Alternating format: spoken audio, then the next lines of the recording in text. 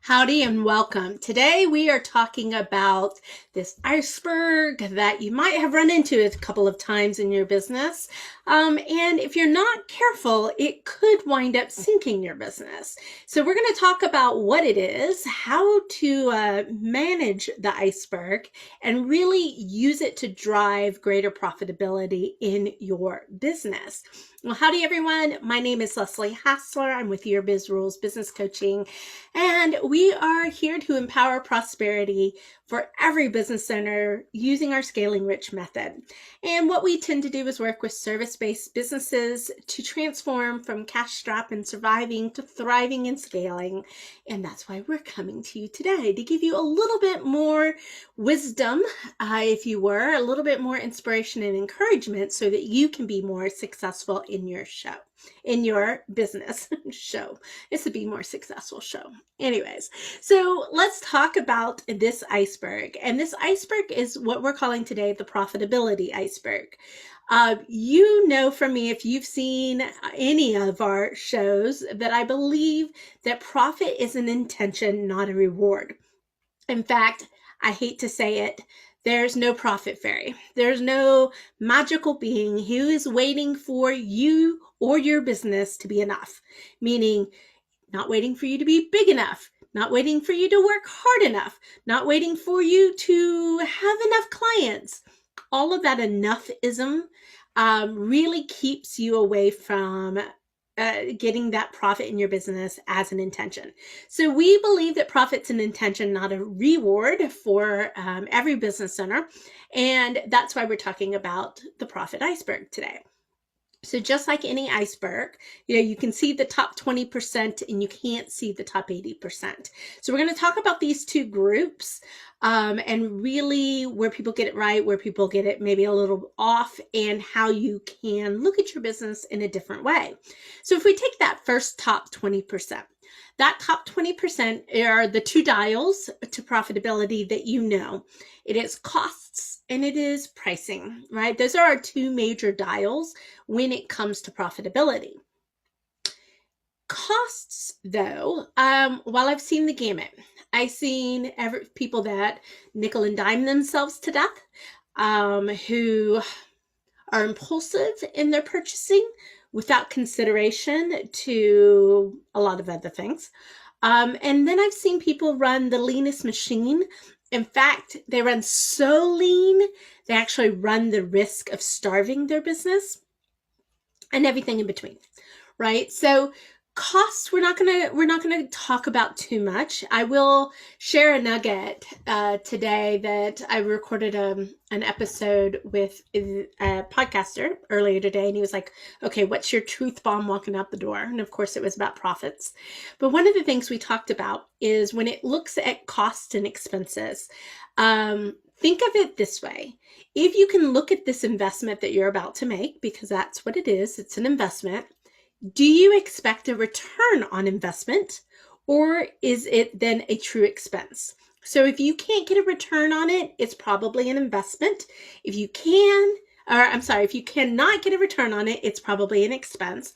But if you can get a return, then it's more of an investment. Okay, so it's just something to keep in the back of your mind.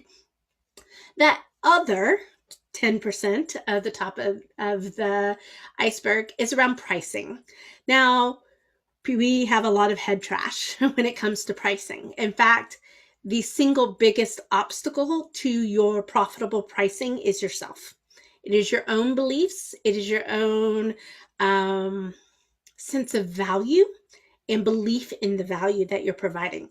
9 times out of 10, I can make any price increase work done the right way if you believe it's possible. Okay, so those, are the kind of the top two dials that most everyone knows of, but there's some challenges. Then if we look below the iceberg, there's, I'm going to say, 3 buckets of considerations to have here. And the first one's deliverability. So with this under the water bucket in deliverability, this is a profit killer for service-based businesses because you are using your head, your heart, your hands, and that finite resource of time to deliver what it is that you deliver your solution to your client's problem. So in the delivery area, we have two kind of subparts. One is scope creep. So if you've ever heard Jeff Foxworthy and his, I don't know what he calls it, his languages that he talks about, but one is sensuous. And it's like, since you is up, would you get me some water? My family is famous for their sensuous. Since you're going to the kitchen, could you get me a glass of water? Well, that happens all the time in a service-based business. It's the, well, since we're already looking at the website, can't you look at my email too? Or since we're already looking at this, can't you look at that as well? It seems like it would be an easy thing to do. And it's that little bit of scope creep, especially if you don't manage it well in your business, that eats and erodes away profitability over time. Speaking of scope creep, sometimes we sensuous ourselves, meaning we over deliver. Now, over delivery, it happens a lot of times where we're unsure of the value that we provide. And maybe we've switched into value-based pricing. We're charging for the solution, not just for the hours that you spend with your clients, but you're actually charging for the value. But you're afraid. You're afraid it won't be valuable enough. And so you pile on the delivery and get yourself into a place where basically you're giving away the farm.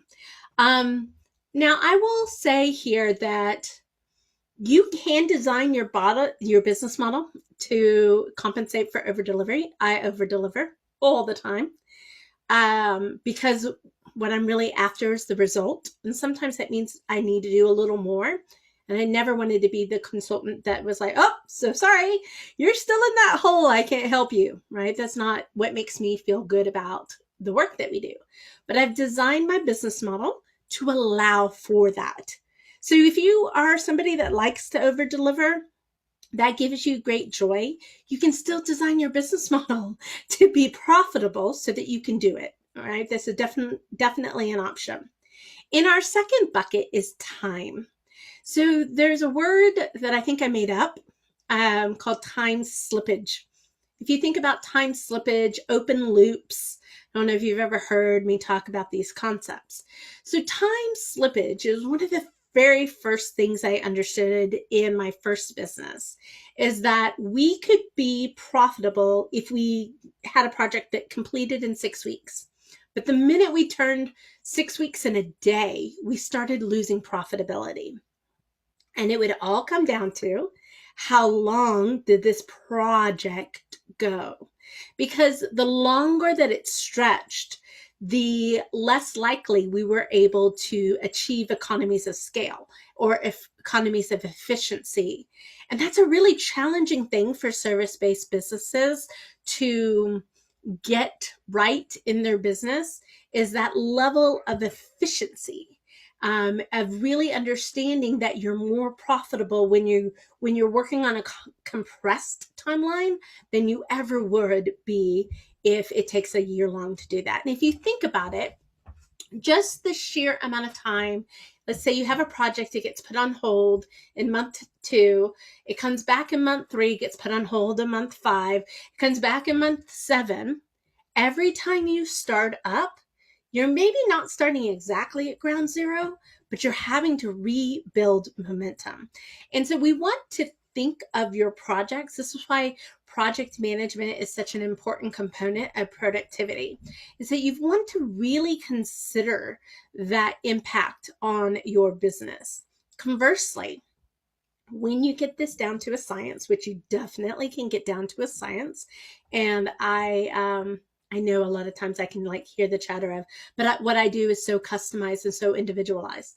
What I do is so customized and individualized that I do not do the same thing for anyone. Okay. Especially when I'm one-to-one. My group, obviously we have more of a process, but with one-to-one, we meet people where they are and we work within their framework. So everything's individualized and customized. However, there's still a process, a procedure, a flow, and a timeline. And that is what keeps us in the ability to do the next new client. Like I know in so many days, I can bring on another client. I can start that process with them. if I didn't know that, then likely I would wait longer, even to the point of getting finished with the project before I would start stacking in additional projects into our pipeline. So that's a really huge aspect with your time, and just thinking about being, what is that target date, and how can you ensure that you can either compress it or at least manage it not to extend through time slippage. I think the other thing I talked about was open loops.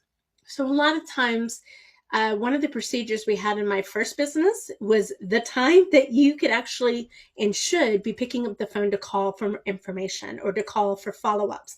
We had a process around this because it was so easy to add days to our projects due to open loops.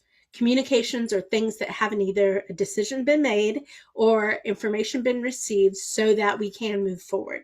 It's just a way, one of those kind of, I guess, little ways to manage your time slip. And the third area in this profit iceberg is product mix.